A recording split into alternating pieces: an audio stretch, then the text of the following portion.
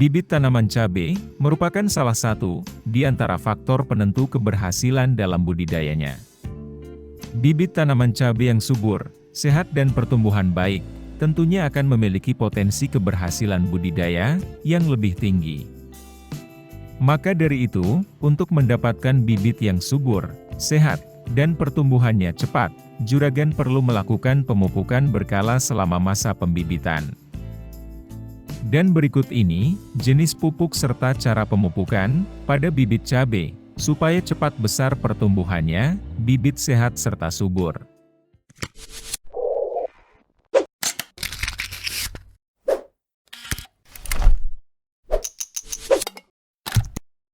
Satu, penggunaan pupuk kandang sebagai media semai. Pupuk kandang biasanya digunakan sebagai campuran media semai.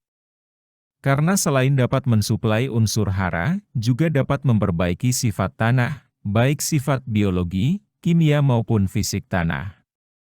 Seperti yang sudah kita ketahui, dalam pemberian pupuk kandang sebagai media semai, guna untuk memperbaiki porositas tanah, dan merangsang aktivitas biologi tanah. Sehingga akar tanaman dapat tumbuh sehat dalam penyerapan nutrisi. Pupuk kandang mengandung beberapa unsur hara penting, seperti nitrogen, fosfor, kalium, kalsium, dan magnesium. Namun dalam kadar atau jumlah lebih kecil dibandingkan dengan unsur hara dalam pupuk kimia. Oleh karena itu, juragan sering menambahkan pupuk kimia atau anorganik pada bibit cabainya, agar kebutuhan nutrisi untuk tumbuh dan berkembang tercukupi.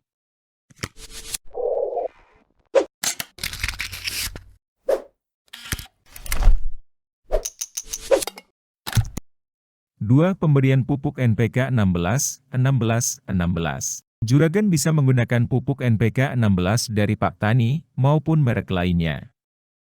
Pupuk NPK 16-16-16 merupakan pupuk majemuk yang diproduksi dengan teknologi modern, dengan komposisi unsur hara seimbang. Mempunyai bentuk granular, yang mudah larut dalam air, sehingga mudah diaplikasikan pada sistem pertanaman. Pupuk ini tidak hanya mengandung unsur NPK saja, namun juga dilengkapi dengan unsur hara makro maupun mikro lainnya. Komposisi kandungan dari pupuk ini, yaitu nitrogen 16%, fosfat 16%, kalium 16%, magnesium 1%, kalsium 5,15%, sulfur 0,09%, nitrat 7%, boron 90 ppm, zinc 60 ppm, copper 60 ppm, dan mangan 55 ppm. Dengan kandungan nitrogen dan nitrat, yang berperan untuk merangsang pertumbuhan, khususnya batang dan daun, saat masih bibit. Selain itu, nitrogen berperan penting dalam pembentukan hijau daun yang sangat berguna dalam proses fotosintesis. Fosfor yang terkandung berguna untuk merangsang pertumbuhan akar, khususnya pada tanaman muda atau bibit. Sedangkan unsur kalium dapat memperkuat tanaman, sehingga tanaman tidak mudah roboh maupun terkena penyakit. Dan unsur kalsium yang terkandung guna untuk merangsang pembentukan bulu-bulu akar, sehingga penyerapan air maupun nutrisi akan berjalan optimal. Selama masa penyemaian atau pembibitan, pemupukan dilakukan sebanyak 3 kali. Pemupukan pertama, yaitu pada umur 6 hari setelah semai, dengan dosis 1 sendok makan, untuk dilarutkan dengan 10 liter air. Pemupukan kedua, yaitu pada umur 12 hari setelah semai, dengan dosis lebih tinggi, yaitu 2 sendok makan, untuk 10 liter air. Sedangkan untuk pemupukan ketiga, yaitu umur 18 HSS, dengan dosis pupuknya, 3 sendok makan untuk dilarutkan dengan 10 liter air. Untuk pengaplikasiannya, dengan sistem kocor atau disiramkan, pada pembibitan secara merata. Agar memudahkan dalam pengocoran pupuk dan lebih merata, sebaiknya pengocoran tersebut menggunakan gembor.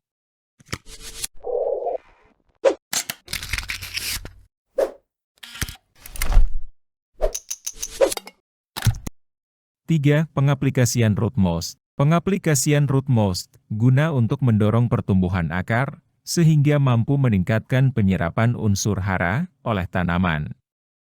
Dengan kandungan bahan aktif, yaitu ekstrak rumput laut, dan dilengkapi dengan hormon pertumbuhan. Untuk rincian kandungan unsur haranya, sebagai berikut. Ekstrak rumput laut 100 gram per liter. Bahan organik 56,7 gram per liter. Nitrogen 0,8 gram per liter. Fosfor 16,6 gram per liter. Kalium 30 gram per liter. Zinc 2 ppm. Tembaga 4,3 ppm. Mangan 1 ppm. Boron 5 ppm. Besi 22 ppm. Serta dilengkapi dengan hormon, seperti sitokinin 0,008%, giberelin 0,001%, dan IAA 0,100%. Keunggulan Rootmost, yaitu 1. Kaya akan zat organik, yang dapat merangsang pertumbuhan akar. 2. Mendorong pertumbuhan akar utama, akar sekunder dan bulu-bulu akar. 3. Meningkatkan penyerapan unsur hara dalam tanah oleh tanaman. 4. Meningkatkan kesuburan tanah dan memperbaiki keadaan fisik dan kimia tanah. 5. Membantu tanaman menyerap dan mengasimilasi zat pengatur tumbuh.